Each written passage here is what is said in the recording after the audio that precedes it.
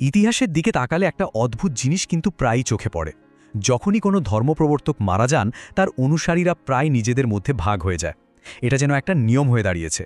কিন্তু এমন একটা বিশ্বাস আছে যা এই চিরচেনা সমস্যার এক অসাধারণ সমাধান বের করেছিল। আজকের এই আলোচনায় আমরা সেই অটুট অঙ্গীকারের গল্পটাই শুনব। আর এটাই ছিল আসল চ্যালেঞ্জ, তাই না?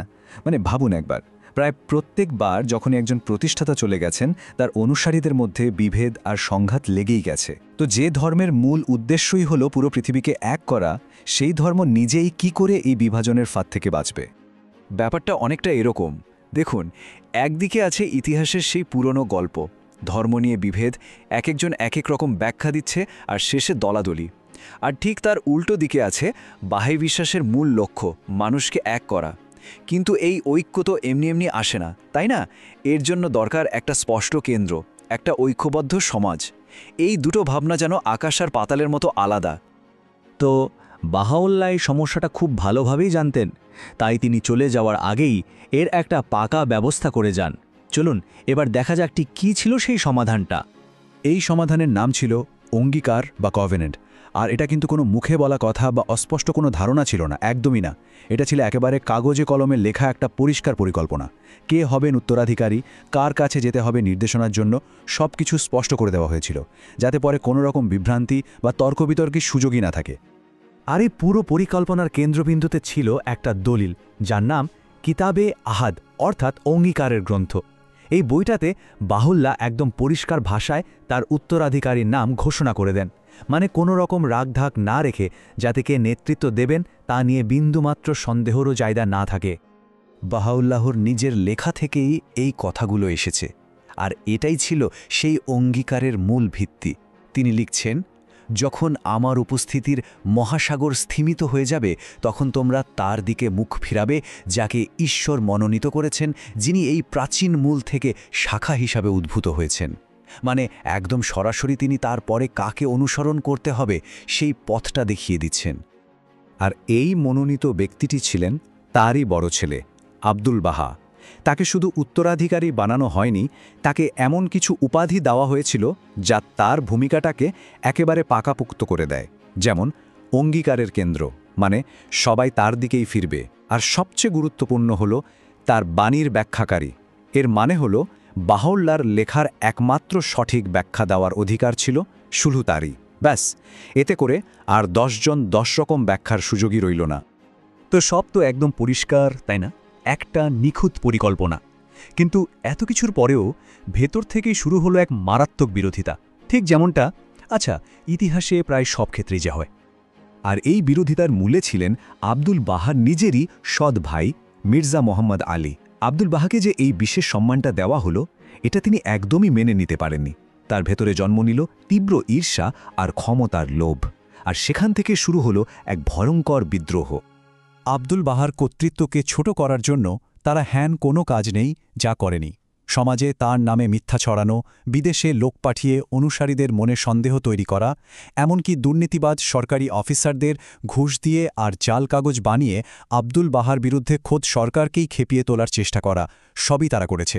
তাদের একটাই উদ্দেশ্য ছিল, যে কোনো মূল্যে ঐক্যের এই কেন্দ্রটাকে ভেঙে ফেলতে হবে। ভেতরের এই বিদ্রোহটা খুব দ্রুতই একটা বড়সড় বাইরের হুমকিতে পরিণত হল। আর এর ফলে শুধু আব্দুল বাহাই নন, পুরো বাহাই সমাজই এক চরম বিপদের মধ্যে পড়ে গেল। আচ্ছা, এই অঙ্গীকারের ব্যাপারটা ঠিক কতটা জরুরি তা বুঝতে একটা ছোট্ট উদাহরণ দেওয়া যাক। ভাবুন তো, এমন একটা সমাজের কথা যার কোনো কেন্দ্র নেই, কোনো নেতা নেই, কি হবে তার অবস্থা? সেটা হয়ে যাবে অনেকটা গ্যাসের অণুর মতো, তাই না? সব কিছু বিশৃঙ্খল, ছন্নছাড়া, একে অপরের সাথে ধাক্কা খাচ্ছে, কোনো দিক নির্দেশনা নেই, ফলে ধীরে ধীরে সবই ভেঙে চুরে যায়। কিন্তু যখন সেই সমাজের একটা নির্দিষ্ট কেন্দ্র থাকে, তখন সেটা হয়ে ওঠে একটা সৌরজগতের মতো। সবকিছু একটা কেন্দ্রকে ঘিরে সুন্দরভাবে শৃঙ্খলার সাথে ঘুরছে।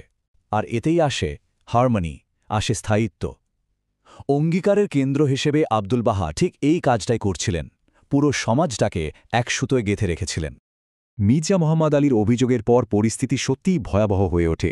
প্রথমে আব্দুল বাহার ওপর আক্কা শহরে বন্দিদশার কড়াকড়ি আরও বাড়িয়ে দেওয়া হলো। তারপর সরকার তার বিরুদ্ধে তদন্ত করতে কমিশন পাঠালো। আর দ্বিতীয় যে কমিশনটা এসেছিল, তাদের গোপন উদ্দেশ্য ছিল আরও ভয়ঙ্কর। হয় তাকে নির্বাসনে পাঠানো নয়তো মৃত্যুদণ্ড দেওয়া। অবস্থা তখন খুবই সঙ্গীন। নিজের পরিবার থেকেই আসা এই বিশ্বাসঘাতকতায় আব্দুল বাহা যে কী পরিমাণ কষ্ট পেয়েছিলেন তা তার নিজের কথাতেই বোঝা যায়। তিনি লিখেছিলেন, আমার দুঃখ এবং অনুশোচনা এতটাই গভীর যে আমার আঙুলের মাঝে কলম অবশ হয়ে গেছে। এটা তো শুধু একটা ধর্মীয় সংকট ছিল না, এটা ছিল এক গভীর ব্যক্তিগত আঘাত যা তার মনকে ভেঙে দিচ্ছিল। কিন্তু এত কিছুর পরেও এই গভীর সংকট আর ব্যক্তিগত কষ্টের মধ্যেও অঙ্গীকারটা শুধু টিকেই থাকল না, বরং আগের চেয়ে অনেক বেশি শক্তিশালী হয়ে উঠল। কিন্তু প্রশ্ন হলো কিভাবে এই সংকটটাই বিজয়ের কারণ হয়ে দাঁড়াল? ব্যাপারটা অদ্ভুত শোনালেও এই বিদ্রোহটা আসলে বিশ্বাসের ভিতকে দুর্বল করার বদলে আরও মজবুত করে দিয়েছিল। এটা অনেকটা আগাছা পরিষ্কার করার মতো কাজ করেছে। সমাজের ভেতরের ক্ষতিকর মানুষগুলো আলাদা হয়ে গেল, আর তাতে বিশ্বাসের আসল শক্তিটা যেন নতুন করে বেরিয়ে আসার সুযোগ পেল। আর এই অঙ্গীকারের বিজয়ের পরের ঘটনাগুলো তো আরও অবাক করার মতো।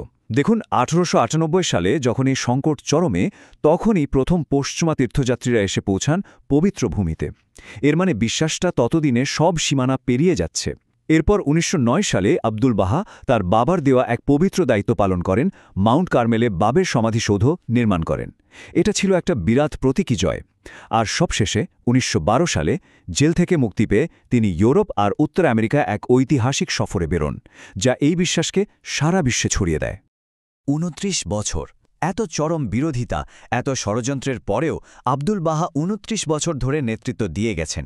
আর এই সময়টাতেই বাহাই বিশ্বাস বিশ্বজুড়ে ছড়িয়ে পড়ে আর এর ভিত মজবুত হয়।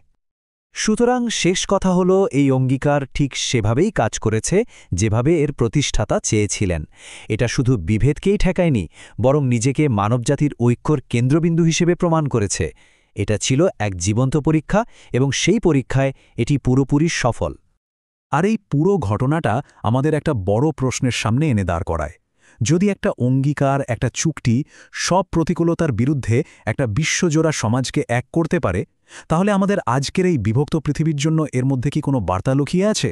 এটা কিন্তু সত্যিই ভাবার মতো একটা প্রশ্ন।